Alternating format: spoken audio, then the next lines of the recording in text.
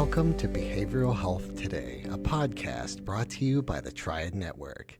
This podcast is designed to share trending topics occurring within the world and our communities and bring them a behavioral and mental health perspective. Welcome to Behavioral Health Today. I'm your host, Sharlee Dixon, and joining me today is Peter Fenger. Hey, Peter. Hey, Sharlee, how are you? I'm doing well.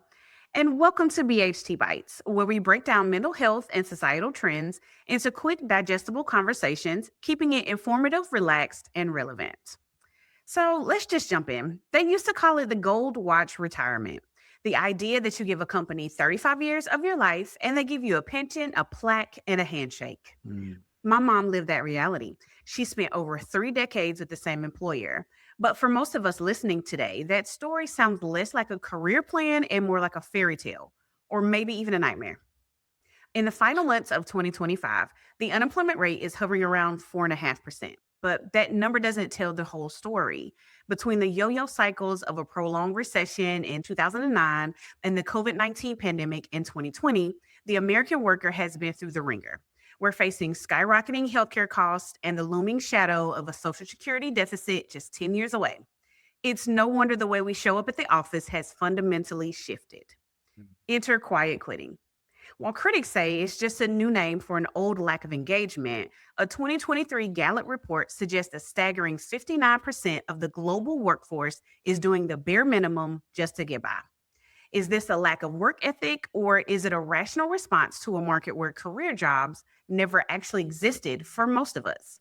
Today, we're deconstructing the modern labor market, the truth about job hopping, and why the safe career path might be the riskiest move you can make. So, for definition purposes, quiet quitting is considered doing only the bare minimum of a job requirement. So, not going above and beyond, period. So, example, you're only working during work hours, you're not answering or responding to emails before your work time starts or before you leave your home, 7 o'clock. You're not doing any of that. You go to work and then you do your work and you leave. And then at night, once your daily responsibilities are completed at home, you're not jumping back on to do more work. Once it's over, it's over.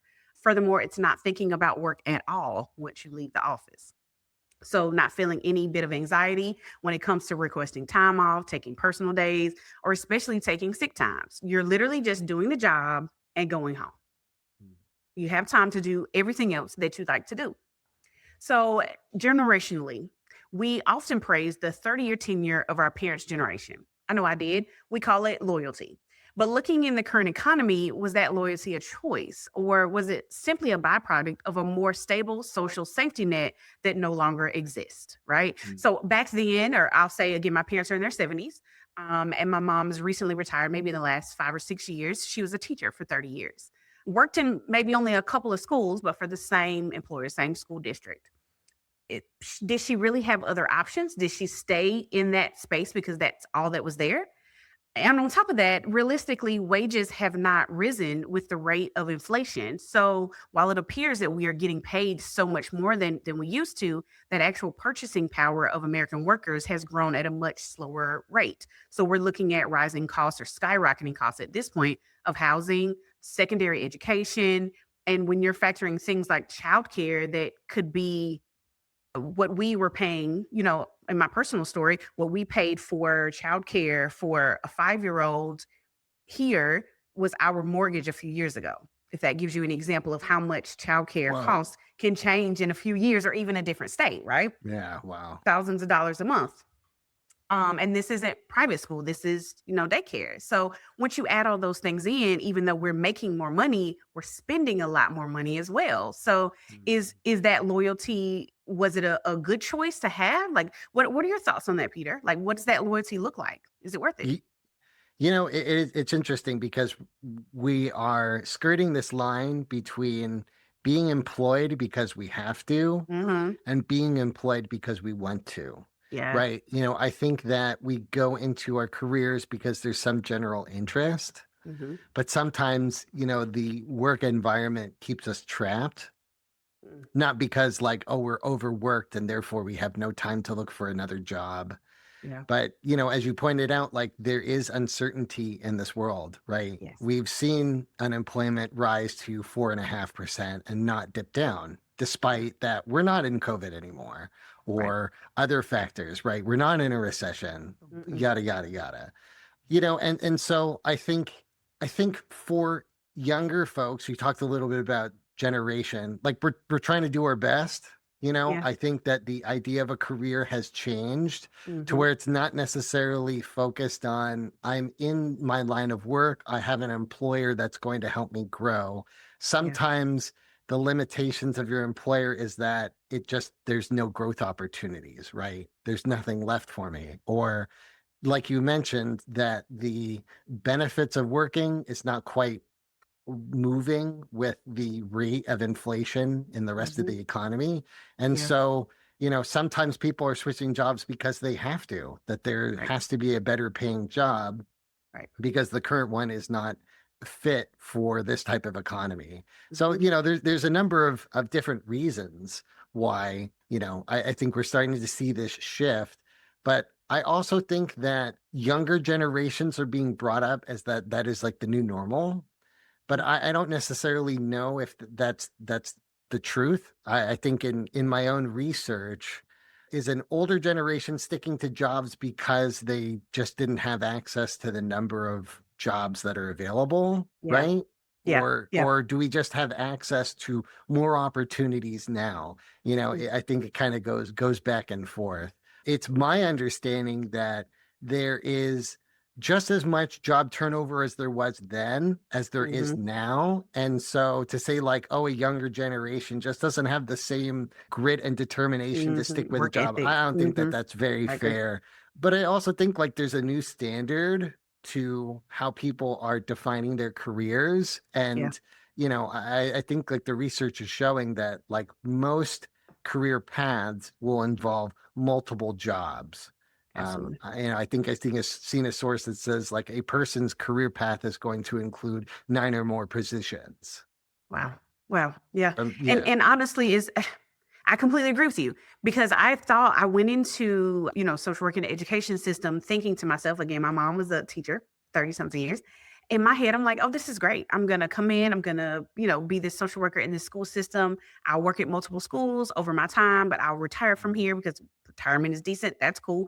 I get in it young enough that I can, leave in my 60s. And this is great. This is perfect. This is what I need it to be. Until I switched, I thought, this is kind of boring. Maybe I want to try something different, right? After 12 years. And then I look back at that like, oh, I probably shouldn't have stayed that long. It might have yeah, actually not been beneficial for me career wise. So it was almost like mm, I left it and the start over after mm, having 12 years of experience might have actually been worse or harder on me than when I first came out of college. It was quite interesting to see that shift in what I thought was going to happen. And you can translate easily these 12 years of experience into something else. But then mhm. I guess I'd pigeonholed myself into this is the type of job, the only one that you can do. And so Sure. switching to something else became a much harder reality to face than I thought it would. And so that idea of, you get one job, you stay in it. I wonder if people stayed for that same reason or for the opposite of that reason. I don't know that I can do anything else. This Mhm. has been easy. I might as well stick with it. Yeah. Yeah, I'm sure that there's like a level of not compliance, but Mm, like, a solid foundation, something feeling familiar. yeah, One of the yeah, things that you also mentioned, and I think it's also maybe different from your mother's experience to ours, is that when she worked for her employer, was it her employer the entire time, or did they go through different purchases? Right. I'm thinking about, my own employment, right? And yeah, yeah, my employer has changed hands to other employers with different leadership and different CEOs because the nature of the business has just bought and sold and bought and sold. And so, mhm, where I might have had the same person who's paying my paycheck, the people that own and pay my paycheck has changed hands, yeah, two different times. And yeah. so, where I have kept my employment, it's also included a less than stable foundation in that time. Mhm, and so then while the employment is technically the same, it's really not, like, the Right. description may have changed over time. Yeah. Right. And I mean, and as I think of those moments, those are the moments where I've seen a lot of turnover. Hmm. I've seen people leave the job because the leadership is not the same, or you could stick around and say, this is a new leader. What can I learn from them? And then Right. try to build upon that. So Right. yeah, I think it's different. I don't think that my parents had the same experience. I think they were very much like your mother, where there was safety in, Mm-hmm. in sticking with their employer. And when there were times when my dad was looking for another job or was considering another position somewhere else or wanted to pursue his own happiness, there was like a lot of turmoil and Yes. anxiety attached to that because there was just so much familiarity. I mean, I think he Mm-hmm. stuck with his one company for the majority of his career, but in that time, like considered other options and always went back to the same one. But I also think like there was different perks. I Mm-hmm. know that there was like a pension and a 401k and stuff like that. And honestly, like I didn't get paid in 401k until like the midway of this current position. The first owners didn't even offer those perks. And Wow. so, Okay. like I get that there are some perks to stay, but the golden watch business, those are probably the people that are getting the benefits and the Yes. a bit of security for your retirement, et cetera, et cetera. Right. I think Right. for a lot of people going into that, those things are not heard of Nope. or not available or something Hmm. that they have to do themselves. Absolutely. And it takes, like you mentioned, a certain level of moving up or moving from one position to a next, or even one company to a next, to even have that be any level of reliability or even something that's available for you to Right. even have. Like it's not Right. even necessarily an option for a Yes. lot of people to even see. It's not even there. Right. The current position does not offer those Mm-mm. perks. Therefore, you have to find another position so that you can find one that does. Absolutely, Right. absolutely. Right. Yeah. Right. And so then emotionally, even this is kind of where the idea for me came from, just thinking about like the emotional toll that, switching jobs or just the economy and period have taken on people our age. I mean, if you've lived through the recessions 2007 to 2010 or so, the pandemic in 2020, inflation rates being at their highest. I mentioned the skyrocketing childcare costs, healthcare costs going crazy, our nervous system is primed to expect for the next ball to drop, the next something we have to figure out. So, and I was reading through an article and it mentioned that economic PTSD, which is a really interesting term, but it makes a lot of sense because it's like we are really like primed and waiting for the next thing to happen to us. I really think it has changed the way that 30-year-olds, 40-year-olds even are approaching our careers compared to somebody or compared to the people back in the 1970s, like you mentioned. We have to look at things a lot differently than they Mhm. would have looked at them, 40 years ago. I'm no longer trying to necessarily make my employer the happiest with me if when I get off work my children are not. Like Sure. I think I have, or I'm looking towards having more time for those things that I've decided that matter. Mhm. So it's not necessarily, always about making, having the best, fun money at work. I also need to be able to be okay once I leave from work because the Mhm. reality that we are seeing all around us are layoffs. And Mhm. like you mentioned, companies changing hands or, lots of people these days are very fearful about whether they are going to continue to even have their employment. So making sure that the other side of your real life is prosperous, I think has become more important, or more at the forefront. I won't say more important, but maybe more at the forefront of our thoughts than they were 40 years ago. Yeah. Yeah. I mean, I definitely think that in more recent years, the idea of like self-care and Mm-hmm. trying to set up those boundaries is not only something that, employees are advocating for, but also I think that workplaces are encouraging. So I Yes. think that there is a good evolution of the workplace there, right? Yes. But we've also seen some of those borders crossed. I think of like, our situation right now where we're online always. Like we don't have a physical office. That's great for the business because they don't have to pay for any property, but Mm-hmm. it also means that we don't actually work with other employees. Right. So I Mhm. think that having those boundaries to disconnect from an online environment, that might be Yeah. very isolating, to reconnect with our families at the end of the day. I think Mhm. those are more important now than it was prior to an online environment. We'll be right back after a word from our sponsor. Are you preparing for a licensure exam in psychology, social work, marriage and family therapy, counseling, or behavioral analysis? AATBS is here to help. We have been supporting behavioral and mental health students to prepare for their licensure exams for more than 45 years, working with over 1 million students to succeed on test day and move on to the next step in their career. With products ranging from comprehensive courses to quiz banks and delivered live online, self-study online, and in print, AATBS has test prep solutions that meet every student's needs and learning styles. Visit us today at aatbs.com. That's aatbs.com and use promo code BHT15 to save 15% off your next purchase.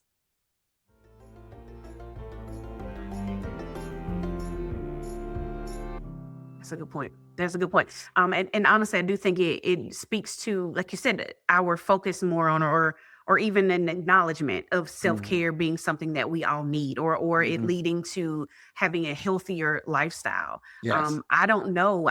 My hats off to people who work from home. I could see the benefits of it, but I need a person to talk to, or to laugh with, or to give a side eye. Like, what are they talking about in this meeting? Like, I need to be able to have that, that Yeah. banter, Mhm. with a person. And so, like you mentioned, having an online, always available work life balance, or not so much, Mhm. is something that we all, at this point in the world, and it's something that we all kind of have to look at.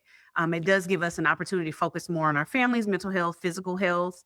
And so I guess that perspective is just a different place than it would have been, 40 years ago, even.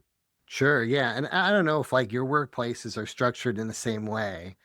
But as companies have gone through layoffs, it means that the work doesn't necessarily get smaller. It just No, means that it gets less divided people. into the people that are Hmm. available. And Right. so workplaces have sort of taken advantage of that in some ways where they're like, well, this person, he has 5 different roles. He should be able to take care of those 5 different roles. So when something goes wrong, and you've got 5 different roles and one of those hats are being called on, you almost feel like inclined to do that now.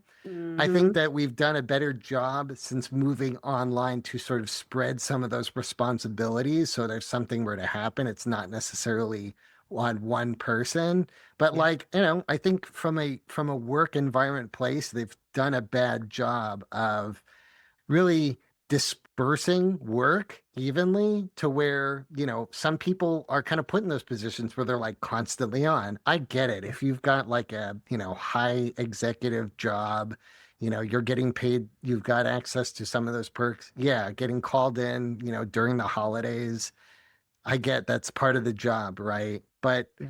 I also think there's a desire for that work-life balance that, was really blurred even just through the recession that we're Mhm. starting to sort of reevaluate. And thanks to online tools, like some of these things can get better in other ways. Absolutely. Completely agree with you. Now, the other side of that work from home is that I don't work from home. My husband does, but I think his employer maybe even has even higher expectations because he doesn't have to leave the house. Yeah. So it's like his work can start from the moment his feet hit the ground out of the bed until it is time to physically go back to bed. So creating, you mentioned this earlier, so creating those boundaries as an employee is even more important. It's not as easy as sometimes just leaving the building, but physically, because you're not in the building. The building is your couch or your office or whatever at home. And so being able to create those boundaries. But I think quiet quitting kind of gets that negative connotation, but I think that that's what that is being able to Mhm. say, hey, look, my job is not my full identity. It is just something that I do during these hours of this day. And after this is over, I am not that any longer. And that can be hard to turn off. Like I said, my mom was a teacher for 30 years, but she is very much still a teacher. Yeah, and you know what? I think part of that is like sort of deprogramming some of the stuff that we learned in school. Hmm. Like we're sort of given this perspective that like we're only as good as our grades. Mm, or we're only valued on the stuff that we output, you know, and yeah, stuff like that. And when you have online environments, you don't necessarily get that visibility of all the stuff that gets done. that's true. And so, you know, I think it comes down to sort of like the leadership in the environment to really step forward and create that standard of like, you know, we're online. It's okay if you guys have to go to a dentist appointment Hmm. and step away from your computer. The work is going to be there when we get back. I think like some of those expectations are important to set and for those to sort of like live by example. Absolutely. Absolutely. Completely agree. I work in a building and I won't say her name, but hats off to my manager. She is very much that type of employer. Like anytime I'm like, hey, I need to go to this doctor or this dentist, or my kids are actually sick today. Like, can you I don't need to be off of work. I can work. I just can't go. Like when you Right. she is, those types of managers that can say, you know what, do what you gotta do. Come back when you Right. can. You're much Right. better when you're focused anyway. Like if you need to go to the dentist and you can't go, you don't care about work. So you go do your thing, come back when when you're finished. So Right. having that level of balance is something that I think employers are starting to pick up on and offer Mhm. as a benefit when, some of the other benefits of traditional work aren't there anymore or aren't as easily accessible as they used to be. Mhm. Mhm. Absolutely. So, in thinking about the future of work, retirement, because career jobs aren't something that necessarily people staying with one employer for life is not necessarily, I don't even know that it actually existed for a lot of people in America. I mean, I'm sure it did for many.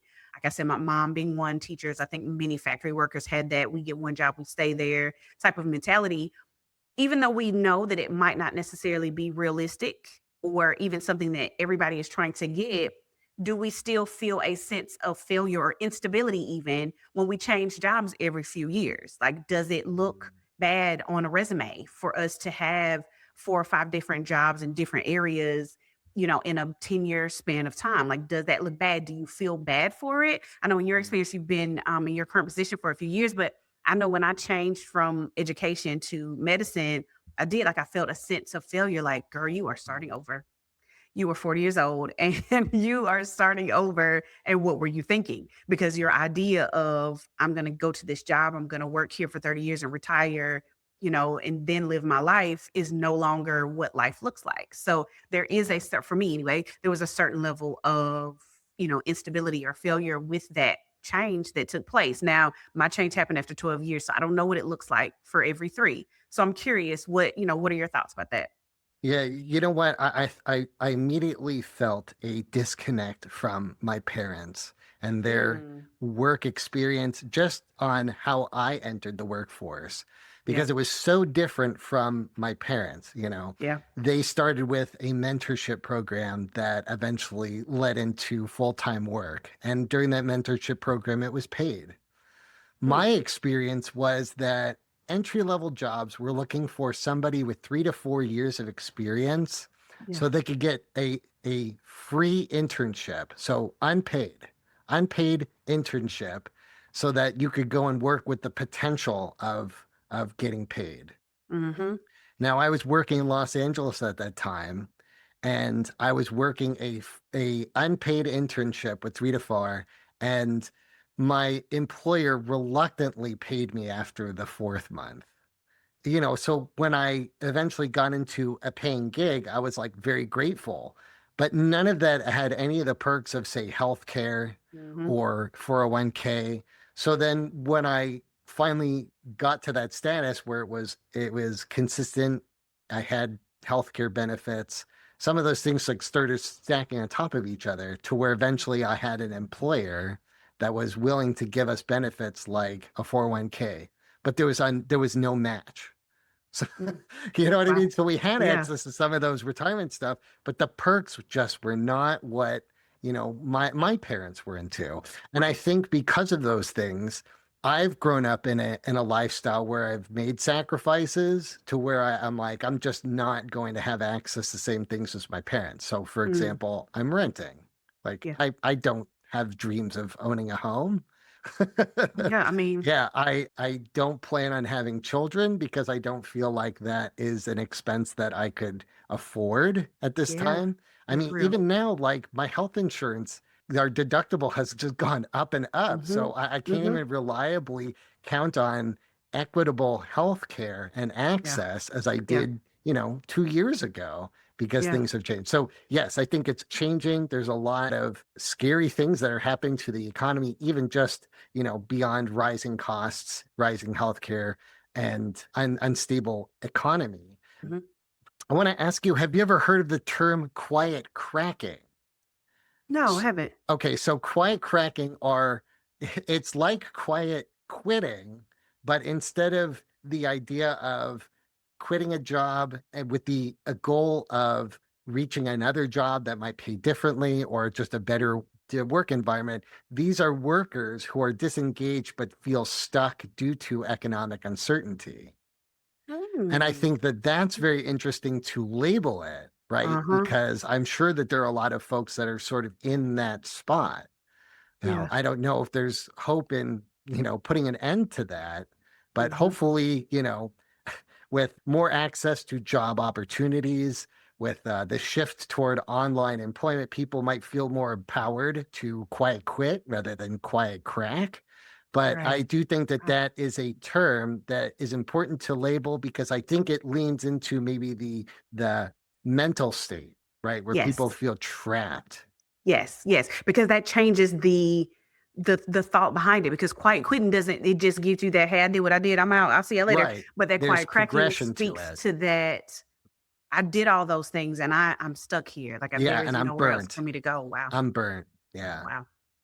Wow. And that unfortunately, I see that that's probably where a lot of people are right now. I mean, you want to hang on to the job that you have, whether you enjoy it or not. The times are so uncertain that we don't know what it may look like tomorrow. I've got some friends that work for places like Target or Google, and they're constantly, I won't say in a full state of fear, but there's some level of anxiety there because people are getting laid off left and right. And these are companies Right. that 5, 6 years ago was like, yes, I finally got into it and this Mhm. is your dream job, but then you have these emotional, up and downs because of the economy. We don't know how things will go going forward. It's definitely a scary time. When you mentioned you felt a disconnect with your parents, I felt it, but I don't know that I really understood it until you said it. Because when I told my parents that I was leaving education, they were like, "You're doing what? What are you doing? Well, Yeah. why would you do that? You're probably halfway to retirement by now. What are you thinking?" And I was like, okay, like I thought this was a good idea. Like I need something different because I was getting to that burnout point, right? Yeah. So I need something different. But Mhm. now I'm feeling a little ashamed that I'm trying something different. And Mhm. so that's on top of all the other parts. It's the things and the emotions that we get or the feelings that we get from our friends and family about what we choose to do employment wise. Yes. Yeah. Yeah, I hope that a younger generation doesn't see that behavior as something negative the Hmm. same way that our parents did, Yeah. because when they see people jump from job to job, they see it as uncertain or Right. this person is unhireable. And I don't think that those are the same reasons why people are leaving jobs. I don't I'm know. hoping that when a person goes into the job career that they've decided, especially something like mental health, they Mhm. recognize that their degree isn't something that should be like one perspective, one note, one job, Right, that right. they Yeah. really should see that it's an entire spectrum to a Yes. career and that the training that you have access to can propel you to so many different opportunities. You know, Absolutely. I think like the mono direction of college and a degree kind of Mhm. keeps us limited in a way, but It the does. reality is that the job market can be much larger than just that. Mhm. And I think just due to like the uncertainty of the economy and just business in general, like we're seeing like mega corporations buy out smaller mega corporations for Mhm. billions of dollars. Like the job market is just really unstable. So I think having to look at a degree and the skills that we have with a little bit more diversity Mm. and just recognize like your skills can apply to a number of different things. I Absolutely. don't think it's wrong for, say, a philosophy major to be, say, like your product manager, Hmm. right? Because Yeah. that the skills that they develop and the comprehensive thinking could probably offer a better tunement to the products that you're selling than, say, somebody who went to business school for 7 years. Not to Right. discredit the 7 years, I just think No, that there can be a cognitive spectrum in your team, and absolutely. that your degree doesn't necessarily limit you, and that job searching can lead to new opportunities. Absolutely. And speaking of that, it really got, as I was doing research for this, it really made me start to think about the idea of success and Mm, what our parents deemed as success and how that is. I was going to say has it changed, but it absolutely has changed over time to now it's not necessarily this long-term tenure job. Like you said, get this college degree and that is the job that I do. I think it has evolved to more, yes, I have this master's in social work and a master's in education, but I put those two things together and do something. I mean, yes, I'm still a social worker, but I do something completely different and I'm able to use those skills that I've developed in another way. mm. And maybe And there will be another way after that. also you recognize that your life is more than just work, Absolutely. right? Absolutely. And I think that also Absolutely. comes into some of this behavior too, right? It does. Having It those definitely safe does. boundaries to, build a life and have a family, Mhm. that just gives you more foundation to fall onto when something like your work life falls apart because the economy isn't there. You have this foundation of a family, and you're getting value and worth and gratitude from that rather than just, say, your output in Yeah, work. it's your job. Absolutely. We are more than just that, our job titles. And I Mhm. I appreciate that that is where we have gone as a Yes. society. While the economy and the things that are going crazy around us is not fun whatsoever to live through. I think it has created a certain resilience in our generation that allows us to say, yeah, that sucks. Okay. So where do we pivot next? Because this isn't Mm. it. So where do we go next? Where do we take these things and how do we develop them into something new? Yeah. Yeah. Yeah. Yep. So as we wrap up today's episode, I'm really thinking back to that 4.5% unemployment rate. Like I mentioned earlier, on paper, it looks like a win. We're doing okay, right? But numbers don't capture the anxiety of a college grad who can't find, their footing in a new career, or the exhaustion of a mid-career professional who feels like they're running on a treadmill that's slowly breaking down. My mom's 35 years at one job represented a world of stability that feels like a distant memory. But perhaps the data is telling us something hopeful, that we are no longer defined by a single company or a single title. If the gold watch is gone, then the pressure to stay in a soul crushing role just for the sake of a pension is gone too. Maybe quiet quitting isn't about quitting at all. Maybe it's about loud living, reclaiming the energy we used to give to a desk and giving it back to our families, our health, and our own futures. Because at the end of the day, the economy might yo yo, it's going to, but your time only moves in one direction. Thank you for joining us on today's episode of BHT Bytes, and we'll see you next time on Behavioral Health Today. We appreciate all the support from our community, and if you like our show, one of the best ways you can support it is by giving us a 5-star rating and leaving a review. Behavioral Health Today is a podcast part of the Triad Behavioral Health Network, all rights reserved.